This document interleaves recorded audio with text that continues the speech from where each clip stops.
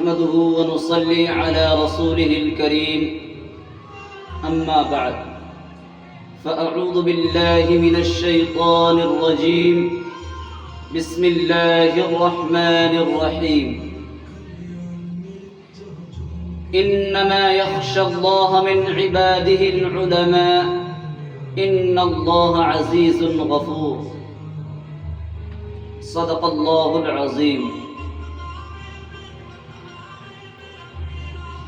میں اکیلا ہی چلا تھا جانب منزل مگر، میں اکیلا ہی چلا تھا جانب منزل مگر،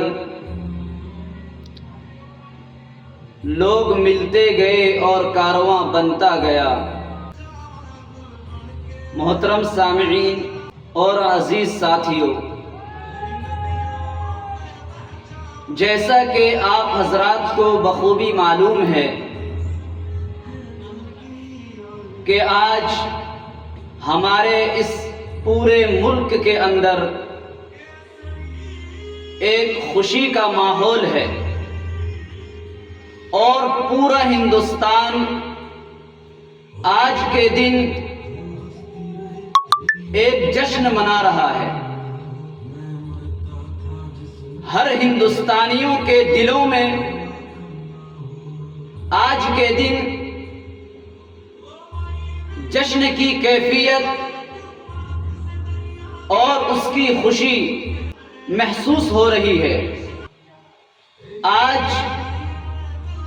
78ویں یوم آزادی ہم منا رہے ہیں۔ 1947 کے اندر ہمارا دیش آزاد ہوا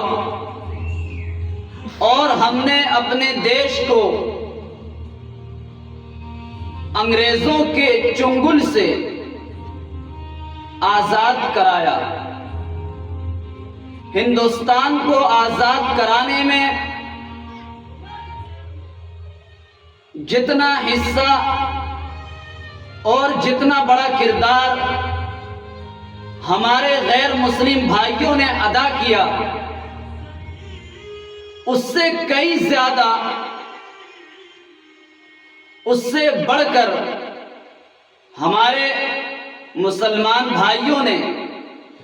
ہمارے اکابر دین نے، ہمارے علماء کرام نے ادا کیا۔ اگر آپ تاریخ کے اوراق الٹ کر دیکھیں گے، اگر آپ تاریخ کو بنظر غائر مطالعہ کریں گے، اگر تاریخ میں آپ اپنی گہری نظر ڈالیں گے تو آپ کو پتہ چلے گا کہ اس ہندوستان کو آزاد کرانے میں، اس ہندوستان کو انگریزوں کے چنگل سے نکالنے میں ہمارے ہندوستانیوں نے، ہمارے غیر مسلم بھائیوں نے اور ہمارے علماء کرام نے کتنی زیادہ قربانیاں پیش کی ہیں، اپنی جانوں کا نذرانہ پیش کیا ہے۔ غرض یہ کہ انہوں نے ہر محاذ پر باطل کا مقابلہ کیا اور ہر طرح سے مقابلہ کیا۔ ضرورت پڑی تو گولی چلائی، ضرورت پڑی تو تلوار چلائی، اور جب ضرورت پڑی تو اپنے قوم کے ننھے نونہالوں کی تربیت و اصلاح فرما کر باطل کے لیے دیوار آہنی بنا دیا اور بے سر و سامانی کے عالم میں میدان میں کود پڑے۔ آج جو ہم اس دیش کے اندر آزادی منا رہے ہیں، یہ آزادی ہمیں ویسی نہیں مل گئی، اس کے پیچھے ایک بہت بڑی تاریخ ہے جس سے آج ہمارے نوجوان مسلمان واقف نہیں ہیں۔ واقفیت نہ ہونے کی وجہ سے انہیں اس ہندوستان کی قدر و قیمت، منزلت اور مرتبہ کا پتہ نہیں ہے کہ ہندوستان میں جو ہم آج آزادی کے ساتھ زندگی بسر کر رہے ہیں، ہم آزادی کے ساتھ ہر کام کر رہے ہیں، یہ ہمارے لیے کیسے ممکن ہوا؟ اگر آپ آج سے 100 سال پہلے کی تاریخ پر نظر دوڑائیں گے تو آپ کو پتہ چلے گا کہ اسی ہندوستان کے اندر مسلمانوں کا بظاہر کوئی وجود نہیں تھا. وجود ہونے کے باوجود وہ اپنے آپ کو کمزور سمجھ رہے تھے. لیکن جب سب میدان میں نکل پڑے، بے سر و سامانی کے عالم میں، اور اس ہندوستان کو آزاد کیا، اس وقت سے مسلمانوں کے اندر چین کی نیند آئی، سکون کی زندگی گزارنی شروع کی. جب اس ہندوستان میں مغلوں کی حکومت تھی، اس وقت اس ہندوستان کے اندر ایسٹ انڈیا کمپنی کا وجود ہوا اور انگریز اس ہندوستان میں تاجر کی بھیس میں آئے اور تجارت کے مقصد سے اس ہندوستان میں انہوں نے اپنا پہلا قدم رکھا. بنگال کے اندر انہوں نے اپنا قدم بڑھایا اور اس وقت مغلوں کی اس ہندوستان میں حکومت تھی اور انہوں نے ان سے اجازت لی کہ ہم ہندوستان میں تجارت کرنا چاہتے ہیں، ہم بغرض سے تجارت ہندوستان میں آئے ہیں، لہذا آپ مجھے اجازت دیجئے کہ ہم ہندوستان کے اندر تجارت کریں تاکہ اس سے ہندوستان کا فائدہ بھی ہو اور ہمارا بھی فائدہ ہو. لیکن ان بزرگوں کو پتہ نہیں تھا کہ اس انگریز کا مقصد تجارت کے پیچھے کیا ہے. لہذا انہوں نے اجازت دے دی، ٹھیک ہے آپ تجارت کیجئے. جب ان کو اجازت مل گئی، جب انہوں نے اپنا قدم جما دیا بنگال کے اندر، تو دھیرے دھیرے ان کی حکومت بڑھتی گئی، ان کا دائرہ بڑھتا گیا اور انہوں نے اپنا قبضہ جمانا شروع کر دیا اور اپنی حفاظت کے لیے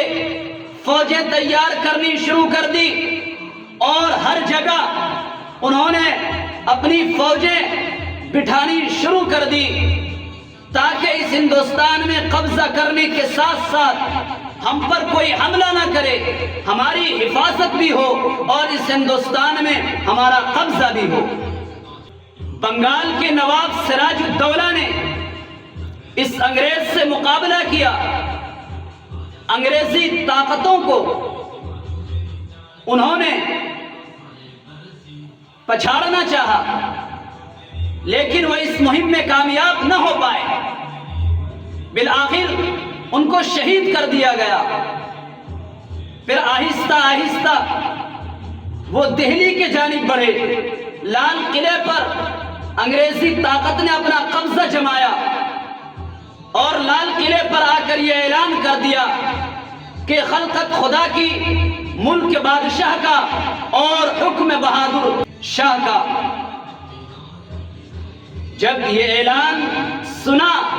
اس اعلان کا سننا تھا کہ حضرت شاہ عبدالعزیز محدث دہلوی رحمت اللہ علیہ نے اس ہندوستان میں یہ اعلان کیا کہ آج سے ہندوستانیوں کو،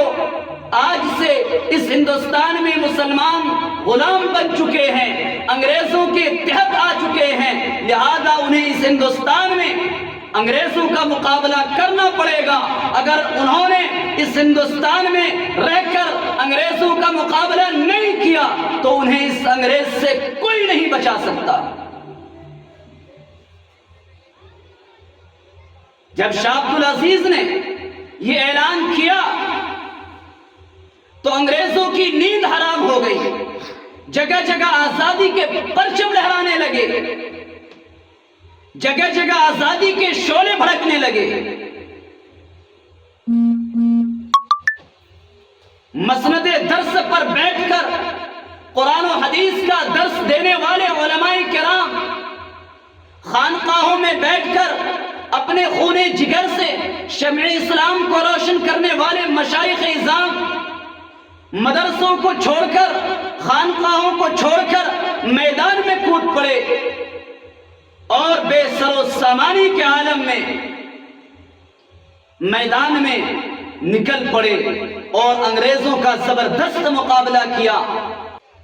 میں اکیلا ہی چلا تھا جانب منزل مگر، میں اکیلا ہی چلا تھا جانب منزل مگر، راہ رو آتے گئے کارواں بنتا گیا۔ آپ ہندوستان کی تاریخ کو اٹھا کر پڑھیے کہ جو آج ہم اس ہندوستان میں رہ رہے ہیں، چین کی نیند سو رہے ہیں، راحت اور سکون کے ساتھ اس ہندوستان میں ہم سانس لے رہے ہیں، اس کے پیچھے کیا ہے؟ اس کی حقیقت کیا ہے؟ آج سے 100 سال پہلے بھی مسلمان تھے اور آج بھی ہیں، لیکن 100 سال پہلے کے مسلمانوں کی حالت کچھ اور تھی اور آج کے مسلمانوں کی حالت کچھ اور ہے۔ جب انہوں نے دلی میں اپنا قبضہ جما دیا تو اس کے بعد 1857 کے اندر 2 محاذ بنائے گئے، ایک محاذ امبالہ پر جس کی قیادت حضرت جعفر تھانیسری کے پاس تھی، دوسری قیادت شاملی پر جس کی قیادت حضرت حاجی امداد اللہ مہاجر مکی کے پاس تھی۔ اس جنگ کے اندر حضرت قاسم نانوتوی زخمی ہوئے، حضرت مولانا رشید احمد گنگوہی زخمی ہوئے، حافظ ضامن شہید ہوئے۔ غرض یہ کہ 1857 کی جنگ آزادی میں 2 لاکھ مسلمان شہید ہوئے، جس میں 51,500 علماء کرام تھے۔ صرف دہلی کے اندر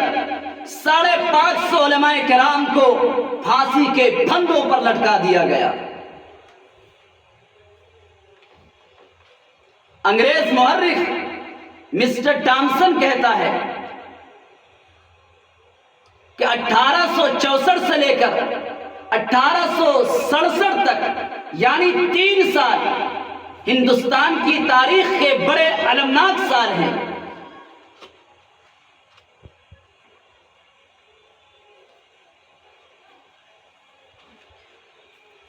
مسٹر مورخ لکھتا ہے کہ ان 3 سالوں میں انگریزوں نے علماء کرام کو ختم کرنے کا فیصلہ کیا، قرآن کریم کے نسخے جلائے گئے، نہ جانے انہوں نے کیا کیا نہ کیا ہو۔ مسٹر ٹامسن اپنی یادداشت میں لکھتا ہے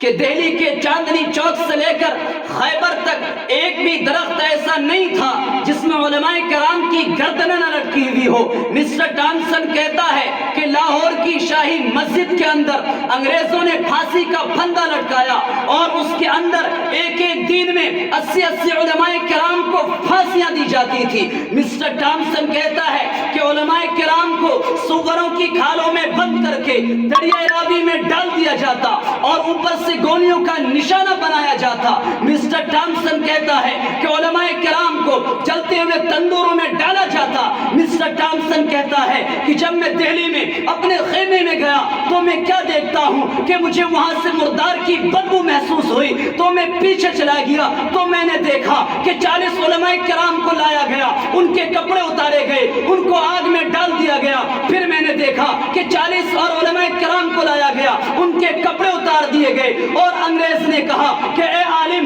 تم میں سے کوئی اگر ایک بتا دے کہ ہم 1857 کی جنگ آزادی میں شریک نہیں تھے تو ہم تمہیں چھوڑ دیں گے، خدا کی قسم، مجھے پیدا کرنے والوں کی قسم۔ انگریز مسٹر ٹامسن کہتا ہے کہ مجھے پیدا کرنے والوں کی قسم، سارے علماء آگ میں پک گئے، سب نے جلنا گوارا کر لیا، سب نے آگ میں پکنا گوارا کر لیا، مگر کسی نے انگریز کے سامنے اپنی گردنیں نہ جھکائی۔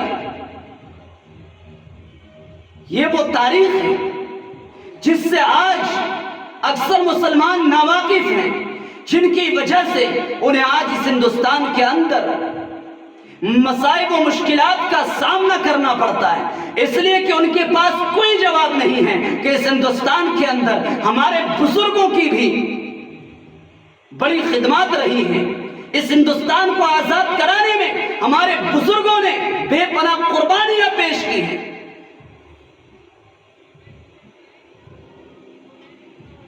جب 1857 کی جنگ آزادی میں